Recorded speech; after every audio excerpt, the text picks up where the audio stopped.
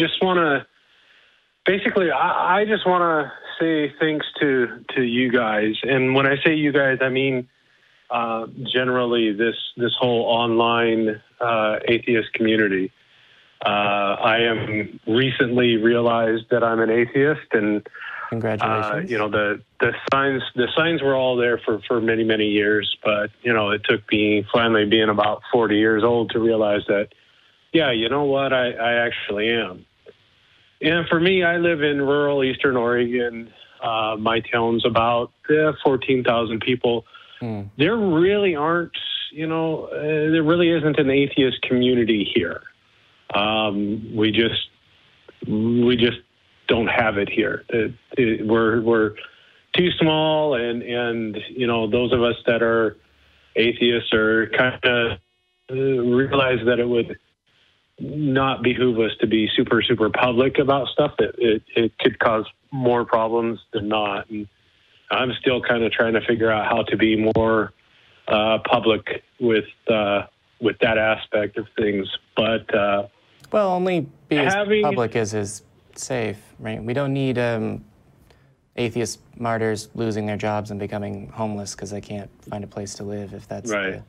Right, and I mean, it's always better. My job's not so much an issue. It's yeah, some other community activities and things like that. I work with the schools and whatnot. And you'd think that would be you know, a perfectly safe place to be, you know, non-religious, but you might be surprised in a very small town. And you guys being in the South-ish, you probably see that as much as anybody.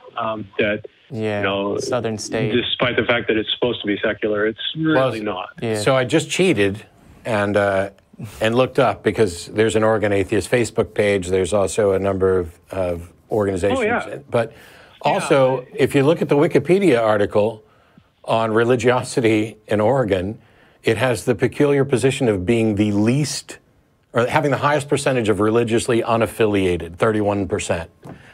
Well, so you got to understand that Oregon is really two different states. There's the Cascade Mountains that kind of divide the state. And then you're in Idaho. Oregon is very liberal. Yeah. Right? Eastern Oregon is very conservative. Yeah, you're in Idaho. Western Oregon, no, I'm not in Idaho. I'm about you're close enough, religiously speaking. There's lots of states like that. They're divided down the middle. But, you know, it's anyway, where I wanted to go with this is just being able to you know, pull out some of your you know, backlog of videos, particularly Matt, with some of yours. Some of Seth's are amazing. I just found out about this one today, Talk Heathen. This is great. So I'll be watching some of these old ones. You know, it's been ridiculously good for me to realize that, yeah, I'm not the only person that thinks this way. Yep. You know, and so helpful. And so just, I don't know if coming from some, you know, dude randomly says anything, but keep this stuff up. It's so helpful. It just kind of pushed me over to, yeah, you know, it's okay. I can think this way and live this way, and figure out what that means. I don't have to, there's not a script. I don't have to be something that somebody says I'm supposed to be. I can figure this out and think through it. You're not alone. You're not the only sober person at the party, I promise. And by the way, my normal suggestion is, if there's not an atheist organization in your area, to start one, but I understand that not everybody's in a situation geographically, financially, emotionally where they can do that. I will say, there are people that will tell you, use the atheist label and only use the atheist label and blah, blah, blah, blah, blah. And there are good reasons for them to say that. However, they're not taking everything into consideration. If you start the free thinkers of Oregon, the secular community of Oregon, whatever, if that plays better to start building up that sort of community, don't let anybody tell you you're doing the wrong thing, because getting together with people who are not religiously affiliated, who identify as atheist, agnostic, secular, free thinker, Pastafarian, I'm not going to use a label, whatever. whatever anything to stand in opposition to the privilege that is granted to religion by default helps us change the world.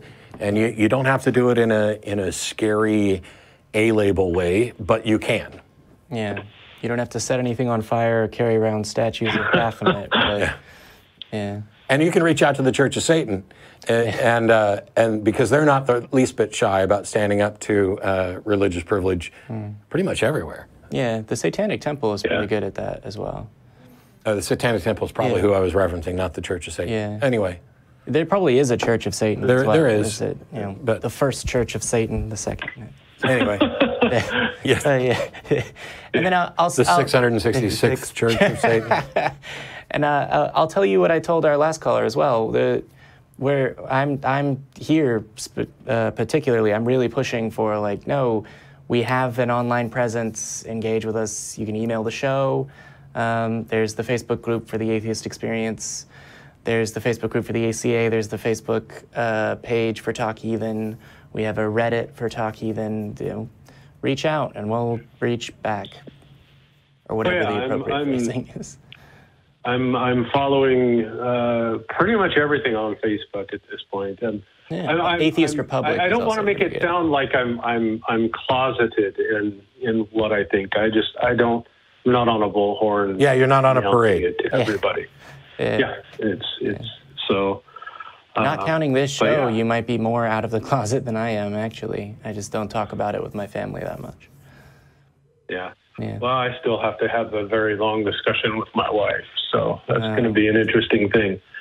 Well, it'd be worth not only having communities that you can reach out to there, but call back in and let us know how it went. Yeah.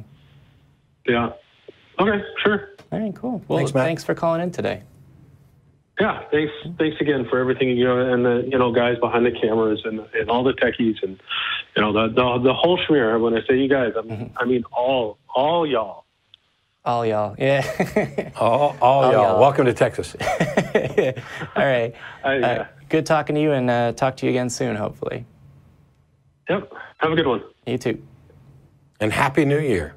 And Happy New Year, that's right. And belated Merry Christmas. Because you know what? There was never a war on Christmas, and there was never anybody saying you couldn't say Merry Christmas. I say it all the damn time. Yeah. I saw that one of the saddest things was this little girl. Thank you, President Trump, for letting us say Merry Christmas. Oh. Holy crap.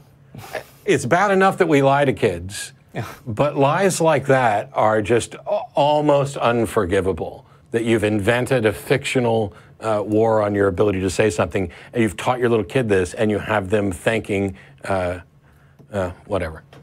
Yeah, the living Messiah or whatever. Yeah. Yeah. I would make a joke about, we should wage, you're giving up on our war on Christmas. Eventually we'll track down Santa and we'll bomb his well-hidden factory. Bring me presents. Bring me presents.